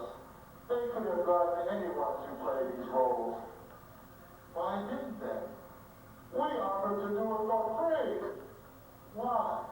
We thought it was going to be our big break in show business. Isn't it? It's our big break, but we are still broke. We are all born broke. Some of us just stay that way. I'll give something to you. I will give you a kiss. Let's go away. Together? I didn't say together. What's the use of that? After this is all over, we're going to go away anyway. Is that not right? Let's talk about something else. What? What does Godzilla represent, symbolically? Godzilla represents the big, fire-breathing, lizard-brained, stupid, 60-foot monster in us all. And what is King Kong? King Kong must be the mother-father figure. Where are they when we need them? Rattling somewhere, I suppose. Do you suppose they'll come? It depends on how vigorously they play. No, you filthy-minded beast. That is not what I meant. Thank you. For what? You called me a beast. That's the nicest thing anyone has said to me. I have a question. What? What does Godzilla do? I mean, when he's not being Godzilla, he does the same thing we do, I guess. Starve? We can't go on this way. Starving? Waiting. So let's go. We can't. Why not? If we walk out on this performance, we'll never work in this town again. I have no intention of ever working in this town again. What are you going to do? I am going to go to New York. Why? The crowds who fail to attend the productions in New York are of a much higher class. They are far more sophisticated in what they choose to stay away from. Yes, it is a big city. Yes, it is. There is always a lot of things to do in New York. That is true. Let's go right now. You help me get an acting job, and I'll put you through nursing school. I'm afraid you're not ugly enough. I'll learn to be ugly for you. All right then, let us go.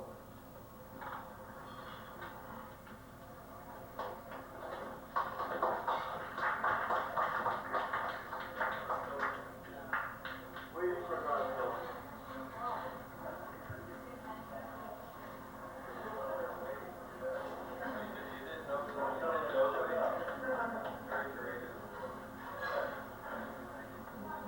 Another year for our impromptu performance of this evening. Thank you so much. Well, yeah, come on, applause is cheap. Artist home. What a swell job. It's not water, it's coffee. Well, I suppose I should alert you, those of you who came in the middle of this production, this is the Cafe Cabaret, it is an open mic. We do request that you donate a small sum of money, say $2. And do we have anybody who would like to be next, besides Boris's Kitchen? Well, come on up. Did you sign the sign-in sheet? Yes, you did.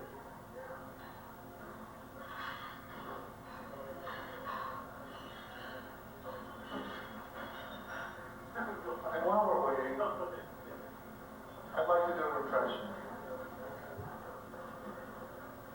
Moody Moodpecker. Fuck off. Yeah, you know why Kitty had a neck brace? Why? Because she bent over backwards, literally, to please the governor.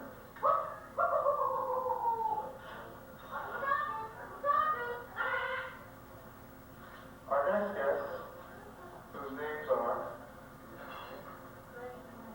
Greg and Mary. I would say the dynamic duo, but that's a cheap shot. Greg and Mary.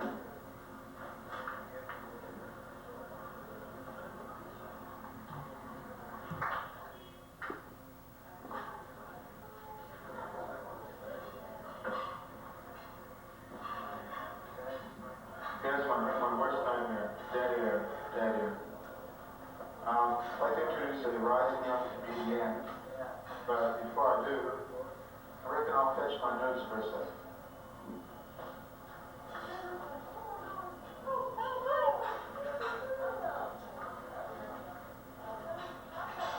Oh no, yet another ham bone routine.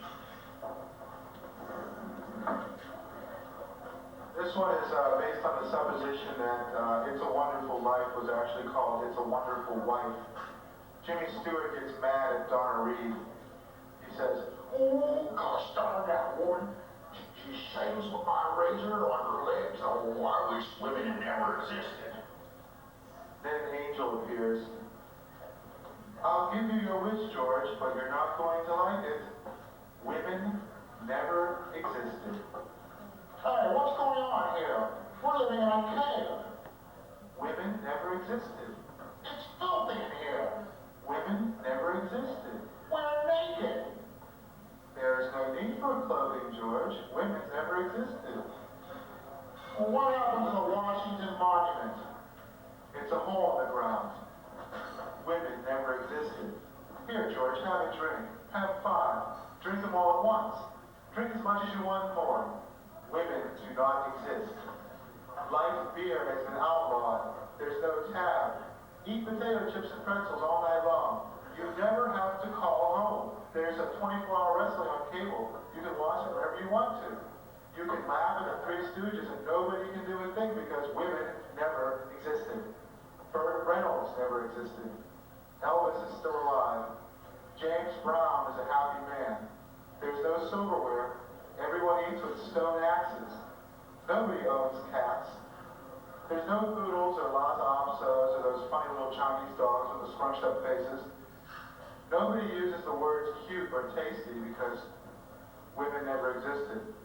The museums are filled with old beer cans. People drink beer for breakfast. They burn and scratch themselves in public and nobody cares because women never existed.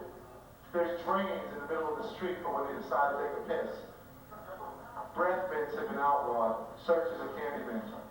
The elks, the moose, and the shriners have all gone out of business because there's no wives to hide from. Women never existed. Nobody takes cabs. Nobody goes anywhere. Roaches are everywhere. Disco never was. Abortion is not an issue. Paul McCartney's a junkie. There's no furniture polish. There's no furniture. The vacuum cleaner was never thought of. Oh, what do the men all think of this? Some of them are happy, but most of them ain't. They have nobody to impress but themselves, and nobody's impressed. Nobody builds skyscrapers. Nobody digs for gold or diamonds. There are no ticker tape parades because nobody does anything heroic. Nobody wears underwear or flosses their teeth. There's no pink flamingos, no pink lemonade, and nobody lifts their pinky when they drink their tea. Nobody drinks tea. Nobody knows how to make tea, or coffee, or hot chocolate with little marshmallows floating in it. Nobody does their laundry. Detergent has never been invented. Nixon is king. Nobody does their homework. Everybody knows how old everybody else is, and nobody cares. Because women never existed, George. There's no sugarless gum. There's no handkerchiefs. Nobody bothers to wipe their nose. Everybody is always on time. There's no curtains. There's no mirrors. No aftershave. No shampoo. No purple ink. Nobody talks about fiber. The Brady Bunch is 6 boys. Oh, what do the men do all day? They're all horny. And the hell of it is, nobody knows why. Take me back, Clarence. I want to go back. Why would you want to go back? War has been abolished. With no women around, nobody has anything to fight for. Money is useless because there's nobody to spend it on. Religion is an alien concept because there are no women to thrill men's heart with heaven. I don't care. Take me back. So, you want to go back? Yeah, that's funny. I kind of thought you would. Well, hold on.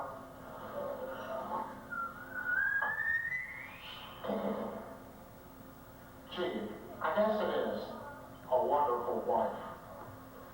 And here's a wonderful lady, Dorothy Dwyer. I'll bring her up now, as I promised.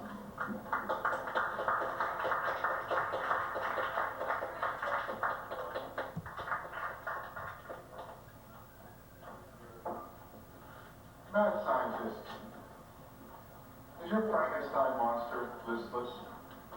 Maybe that's because he hasn't been getting the food he needs. Give him "We Belong Dead" mix. Frankenstein asks for it by name. And here's another comedian that people ask for by name. His name is Aaron Rain. Aaron Rain.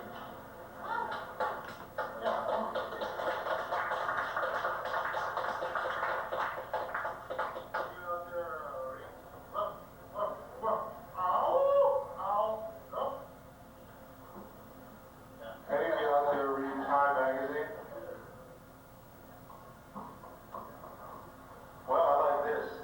Nothing like asking a question to warm up a crowd. Yes, sir.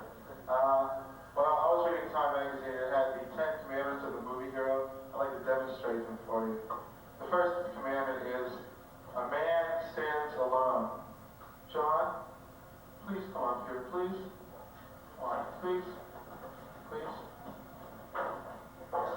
second command is, this is John. The second command is a man stands by his friend. Get the fuck out of here. The third command is a man protects his family. If you're ever in Pittsburgh, go to 414 Taylor Street if you need money to buy drugs, because you can burglarize this house. My old grandfather lives there. He's just an old doddering fool. You could probably take him with one hand tied behind your back. A man loves doing his work well. A man is at home out of doors. Close that fucking door, will you? A man shares and plays fair. And so for the next 15 minutes, I'm just going to hog this microphone. Sorry, Boris Kitchen, you don't get your chance. Sorry. A man speaks his mind. I think you're all great. I really do. You're a lovely audience. I love you so much. A man hoards his smiles. A man follows his dreams. Well, I've always wanted to be a comedian and make people laugh, but it's too hard. I'm giving it up. What a man has got is what a man is. I guess you're going to call me Shorty. Anyway, that's the 10 movie commandments for the movie hero. And on that note, I'd like to bring up a popular, successful comedian as opposed to the unpopular, unsuccessful comedian you just watched here. And his name is Evan Kornfeld.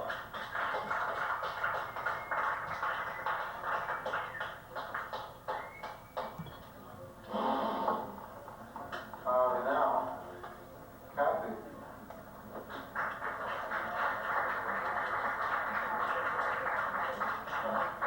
A lovely lady, a lovely guitar, a lovely day. It's lovely to see you all. Everything's lovely. Loveliness is a lovely thing. But here's someone who's even more lovely than all the lovely things I've just been saying, both about her and you and the room. Kathy.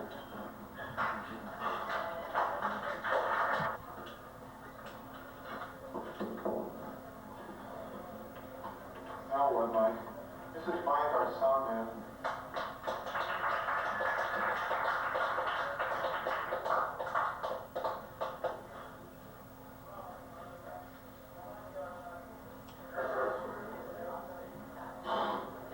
Say, you ever ask yourself, how do I get in on all those chimpanzee-type Shakespeare classics that they're always talking about?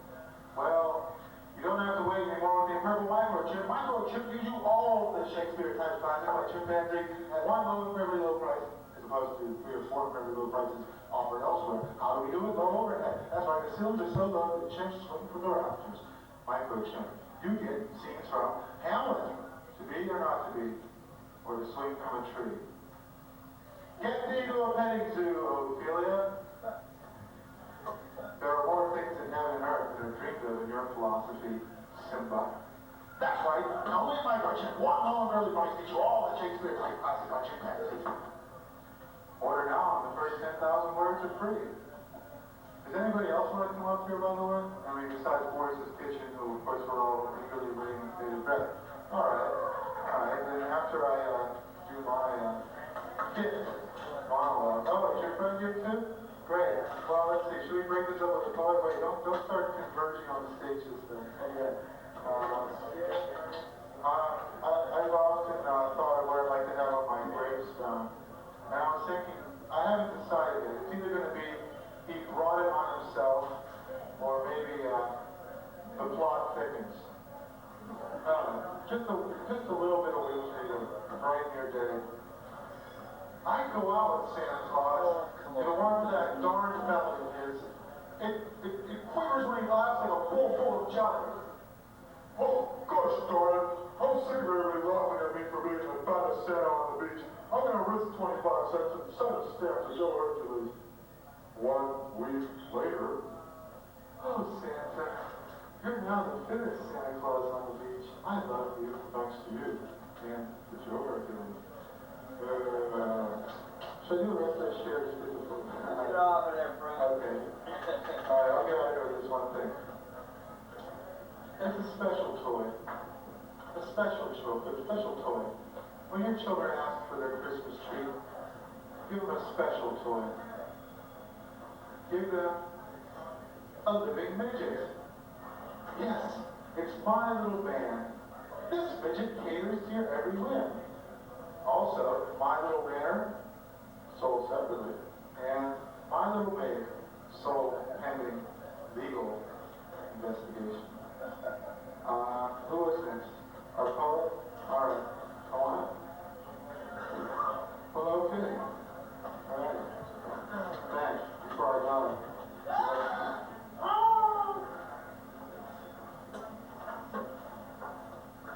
Brett. Brett.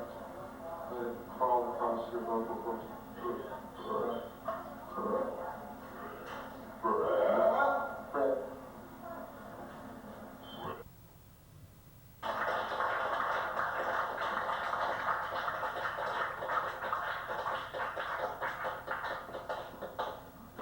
You know what would be really nice if we could get a chant going? Brett. Brett. Brett. Brett. Brett. Brett. Brett.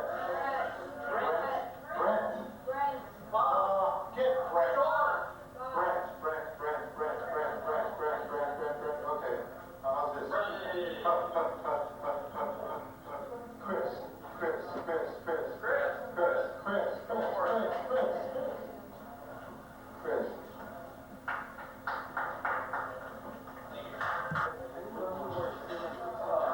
Well, that there was Tom G. Before I bring Morris's Kitchen, I'm going to do my 10-minute rendition of Be a Hostage and See the World, or at least a very small part of it, all done on a harmonica. No, I'm only kidding. Well, it's my pleasure and privilege and all those other good things to introduce the one, the only, the incomparable, I forget the other adjectives I was going to use, so I'm going to skip them right now. Boris's Kitchen.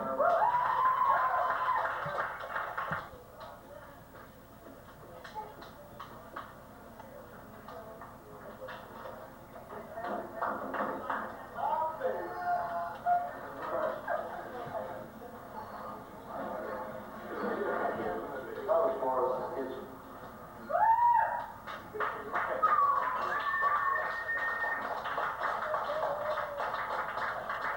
Before we leave you, I'd like to tell you a little bit about Batman. Bacardi Batman and his drunken assistant, Rob Roy, waging a never-ending war against sober judges, drivers, sailors, boiled owls, ship captains, state police, and others with a blood alcohol content below .10. Wear track, Bacardi Batman. That we all could.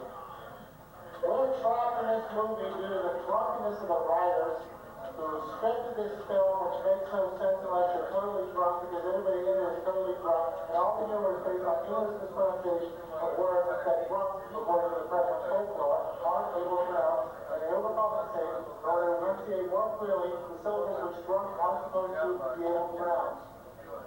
You're on, Rob Roy. You're a spark. That was Boris's Kitchen. They're wonderful. That's all I can say. Come back next year. We don't know who the else is here next week. We're not sure. But, well, Boris's Kitchen wants to come back. They have no invitation anytime to come and spread their own particular brand of benevolence and joy. Let's not things after them.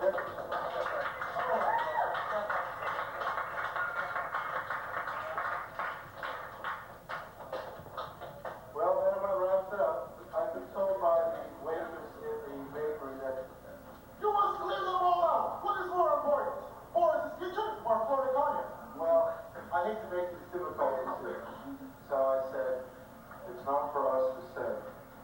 Florida Cognac will be here. They will be performing at 9 o'clock sharp.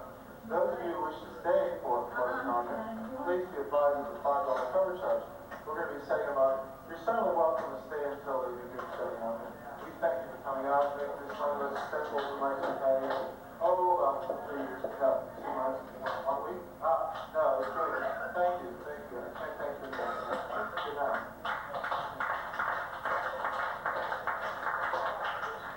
Questions about Curious George or any of the animals at the league, we have a phone number for you, 421-1399.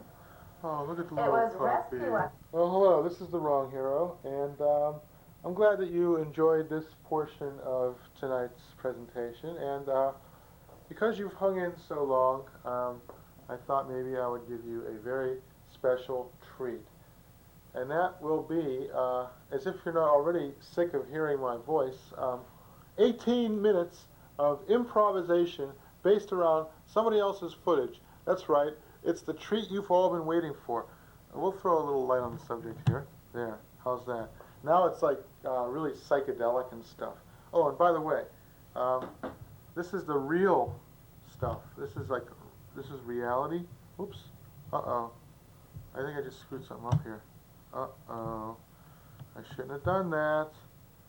I think we are now without the necessary light that is required. So I guess I'm just going to have to wing it for a while. I was going to show you this exciting leaf footage, and you know, I really should have left well enough alone, because now we're not getting anything. I think there's something to do with the negative thing on here. It shocks the system. Such an abrupt transition. And that's too bad, too. I should have just left it alone, right? Because, well, maybe I can get it back now. No? And it won't do it. Maybe if I put another light on. This is really too much. I've been having these problems. Oh, and by the way, you'll be happy to know that in the interests of verisimilitude, I am not going to be overdubbing footage, because on that segment that didn't have the pictorial component, because I don't have time, because I've got to get this to the station. You know how it is. Or maybe you don't. Well, gee, that's too bad. Here I am, with the egg on my face. I suppose all I can do is hope for the best. I know. I'll describe to you what's happening in the pictorial component. I like to say that. I don't know why. There we go. Okay. We've got leaves, more leaves, and still more leaves. Yeah, it's summertime. All the leaves are green, and I don't know if the skies are gray because we can't see the skies. All we can see are the leaves. The leaves. Look at that big pentagonal 5-spiked leaf, and wow, I mean, it's just cosmic. Look at the glittering array of green leaves. You're gonna have to do a little. You're gonna have to work with me on this. Actually, the sky is not gray; it's blue. The leaves shaking in the wind. They sure are green. They got little spines and little brachiations, and one of the leaves is less than perfect. It has a little brown spot at the end of one of its 5 spikes. And now we have a tree with leaves waving in the wind, and that's pretty cool. And we're getting a close-up now.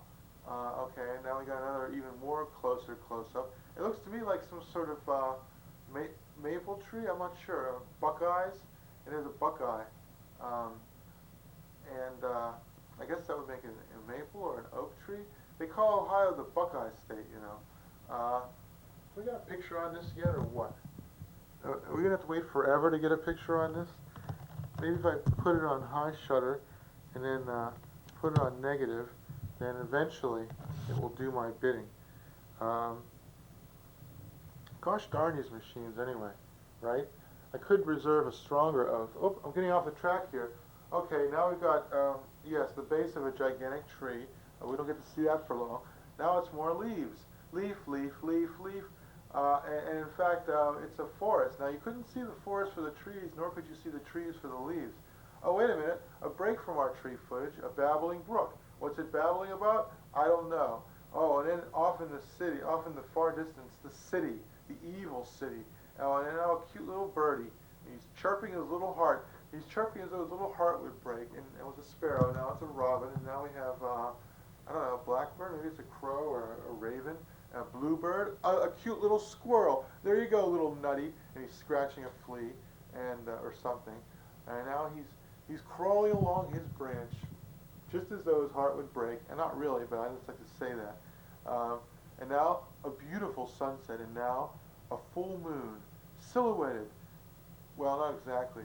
The silhouette, framed by the silhouettes of trees, more trees. And now a fine, majestic tree, reaching up to the heavens, and now more leaves. Yes, you couldn't leave well enough alone because there's more leaves, and well, deliver us not into temptation, eh, Steampy? I don't know how I'm going to put the. How am I going to do this anyway? Okay, there's the moon. Again, a full moon. It must have been all shot on the same night and on a very low budget because there's no human actors. And it's mighty magnificent. Look at that silhouette of the trees framing the moon. Oh, now here's a human subject, a jogger, an attractive female. And now some more people jogging and just walking and biking, and you can see their shadow reflected. And now there's a cute little feller, and he's also biking on his two-wheeler. And now a family with their strollers.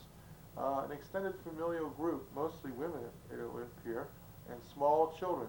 A small boy asking to be picked up by his proud pappy. And now he's smiling as though to beat the band. There's a man and a shaggy dog. More dogs. Dogs fighting over a stick. 3 dogs fighting over a stick. Young lovers, and one of them rather pudgy around the middle. Perhaps they're married people. I wouldn't know. Let's see. You get any picture here? No picture yet. This is really too bad. Yes? It's really too bad. Ah, now an old couple. Isn't that sweet? They're facing the autumn of their years beneath the summer branches of a summery tree. Well, yeah, it's downright touching and stuff. You know, it would be even better if you could actually see this. And I don't know what's wrong with this camera. I mean, I guess since I've had it for 6 years, the picture tube's just about dead. Maybe it finally died. In which case, how am I going to throw logos on all this stuff? How are you going to know what you're watching unless I do it as a voiceover? I guess that's what I'll have to do. Well, it's a pity. This is ridiculous. I'm starting to get very, very frustrated now. It's just not working. It's not working for me, see? There's not enough light somehow. I mean, that's the key. If there were a sudden blinding light, then I think this would work. But nothing seems to work. Now there's an elderly lady. We are getting some human actors in here. And that's a thing called good. And an old man, and they're sort of nodding and seriously discussing things, and that's swell. You know, I really should have left this alone. It was working fine. And then I had to go and toy with it. And now there's some neighborhood urchins playing soccer, that popular American game, and some more urchins. A little girl watching adoringly as her little brother essays to climb a tree. No, wait. In a sudden gender reversal, it's not her little brother, it's her big sister. And now, another little girl, shaded by the silhouettes of leaves, fade into a sunset and the big wicked city. Looks like Boston. Maybe we're in the Arboretum. You know, I took my dog to the Arboretum, but then you know what happened? The Arboretum. Anyway, now we have silhouettes of leaves in the full moon. Oh boy, or is it the setting sun? Who knows? Now, dew on the leaves. Now, dew on some branches. Now, do unto others as you would do unto you. And let's see. It's difficult describing this. It is a leaf dripping with dew. And maybe it's rain.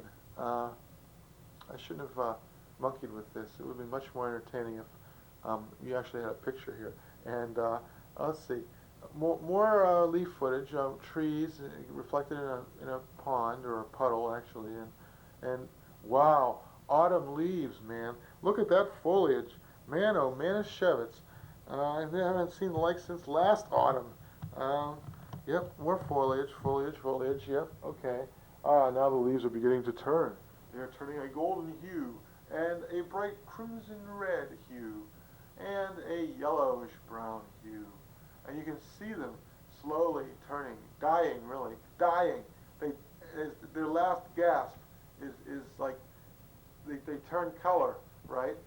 Basically, what we're doing is we're going around watching the death rattle of leaves every time we go look at the fall foliage. Doesn't that make you sad? Now, isn't that just a sad thing? Well, I think it's a very sad thing. You know, that's a little too philosophical for me. I mean, that's kind of kooky, if you know what I mean. I mean, I don't like to waste my time thinking about such things, if you know what I'm saying. Now, lilies and reflection of a tree in a pond and another brackish fen and some beautiful leaves, yes, very nice. And a meadow and some more autumn leaves. Gee, you know, I'm a city boy. I don't know if these are maples or oaks or elms or what. Or maybe they're sycamores. Yeah. Buckeye sycamore. Um, okay, leaves swaying in the wind. In fact, the whole tree is swaying in the wind.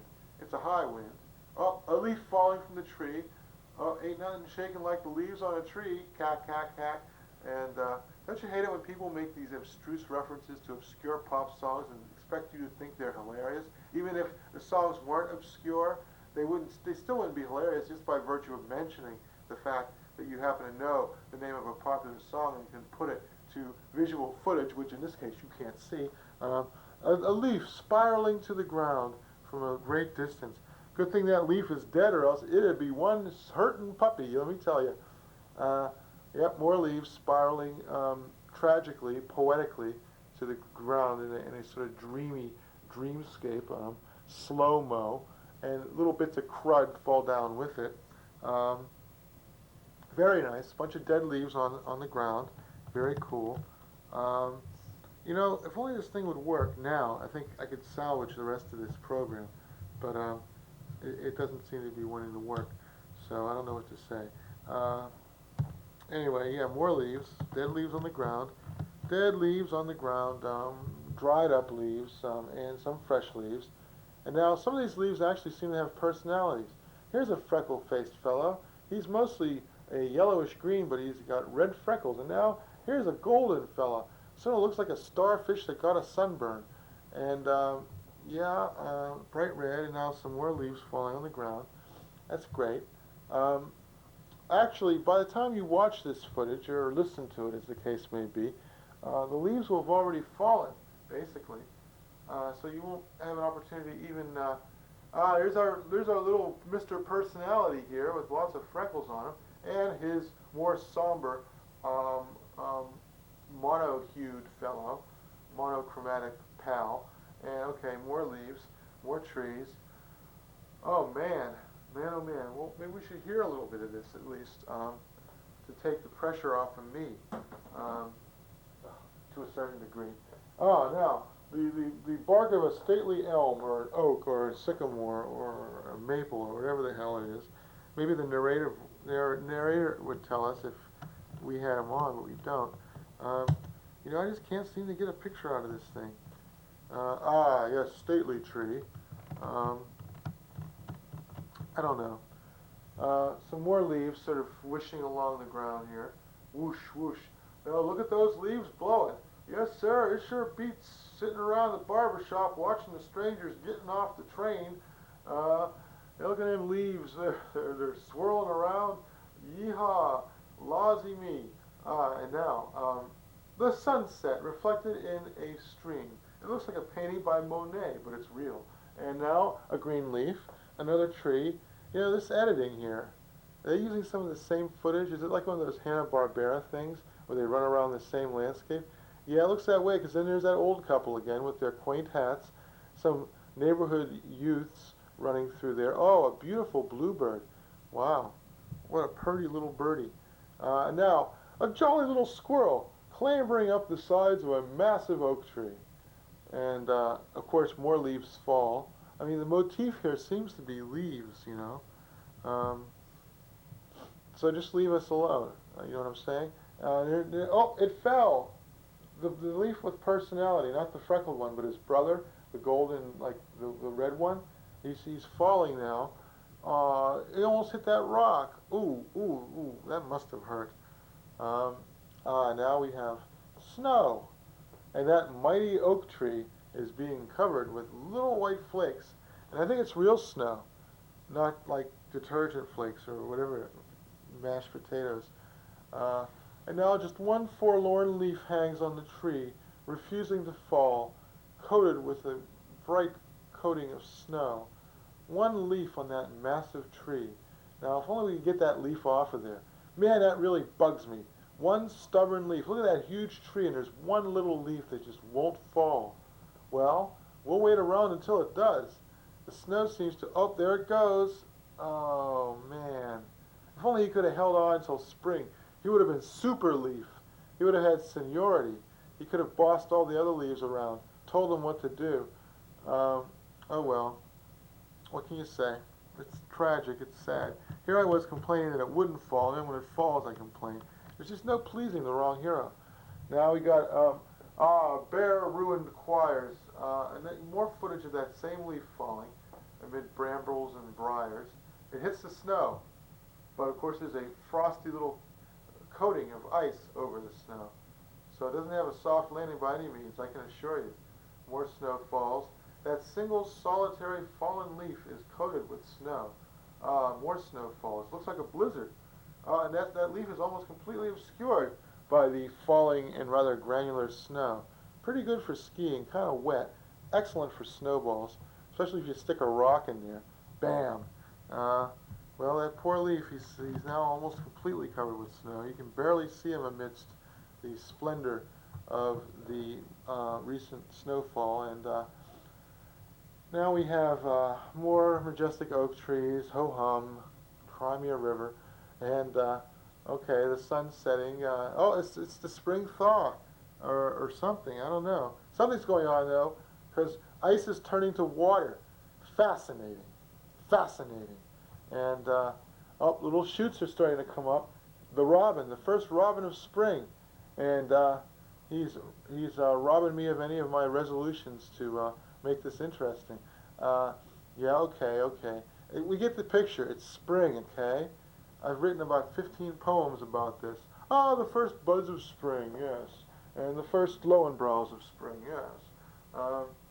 Okay. Even the pine trees seem to have gotten new life, even though, of course, they are perennials. And flowers, dandelions, weeds, crap. Look at those trees budding.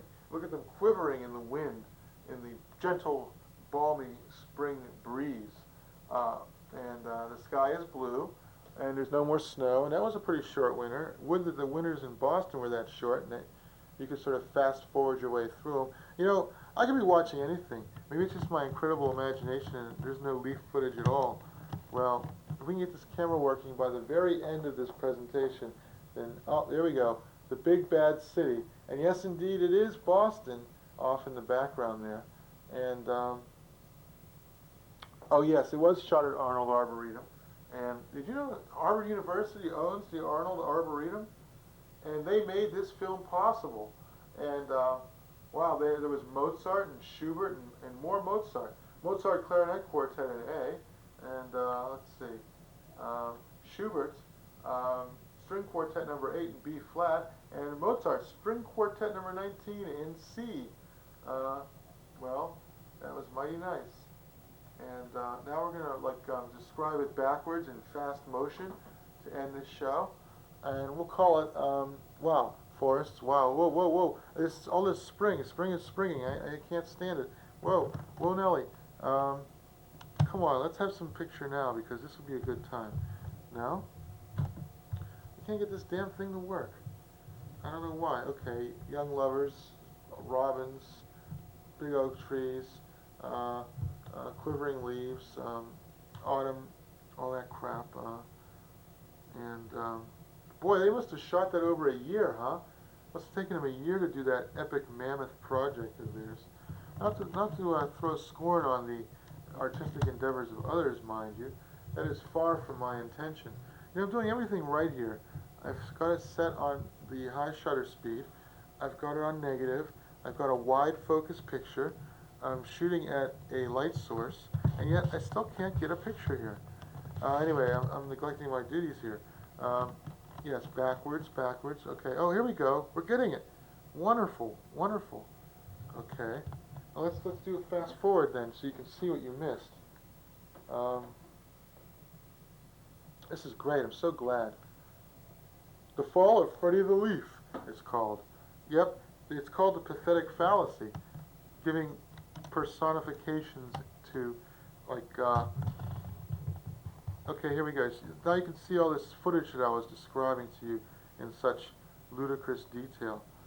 And old folks and people jogging and stuff, and wow, astonishing. Trees.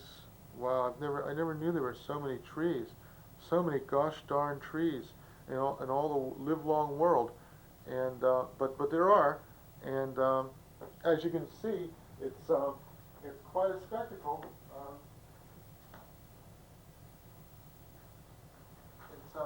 Mother Nature putting on a show, winter. And that Freddie the Leaf, yep, he sure is an incorrigible son of a gun, isn't he? Now, oh, this is good. We got a picture, and that's great. So now it's spring again, and now Boston, and we'd like to thank our any chances. I'm not going to try to do anything fancy here with the closing credits, but I would like you to know that this has been Cafe Cabaret. You have been watching The Wrong Hero. This presentation has been called Smashing Old Records because in the first 20 minutes or so it was basically footage of me at the Middle East Cafe at the beginning of 1996 during the big blizzard, at the show given by the In-Out. I got like 3 people who were like in my gratitude, you know, who like let me open up for them and who were willing to book me, or and one of them is the In-Out and the other is Rootlock, and then there's Mickey Bliss, and those are the only 3 shows I've had in the Middle East all year, as a matter of fact, except for the shows that I just happened to be hanging around and I sort of horned my way back on stage. And to think, you know, first half hour was Smashing Records, second half hour was No Picture, and the third half hour was old footage from the Middle East. That was the last good show I did, I think. That was in 1988. And that wasn't the last good show, but it was like the last show I did before I started going out with my girlfriend again, my old girlfriend from 15 years ago, and then there just didn't seem to be as much time to devote to it, and so anyway, that was a real special half hour, and then of course the last half hour was the fall of Freddie the Leaf, and yeah, that was a real gut slammer, as I'm so fond of saying. But anyway, this is Cafe Cabaret. You have been tuned to The Wrong Hero. This has been Smashing Old Records, and I'm mighty glad I got this footage out of the way, because of course doing 2 hours a week, it's just like not that much. I mean, it's an awful lot of hard work. Let's put it that way. And it's a good thing I have all this dreary old footage from like the days of the dinosaurs to help fill these shows out. But I am especially proud of Waiting for Godzilla, and perhaps I should have given it a more appropriate segment on this program instead of exiling it to the 10 o'clock slot. But be that as it may, it's too late for recriminations now. I got to do this stuff fast and dirty because, well, my budget is minimal. In fact, it is non-existent. As a matter of fact, it costs me money. It costs me $10 a year to broadcast this stuff, and that's not bad. And then I had to pay for the tapes, and the camera's just about to go, and I mean, like, cry me a river, you know? I mean, I'm sure you don't want to hear about my problems. My problems aren't important. As a matter of fact, I'm beginning to discover that more and more. Anyway, this has been Cafe Cabaret, The Wrong Hero in Smashing Old Records. Thanks for tuning in. Sure hope you enjoyed it. I did. Good night, all.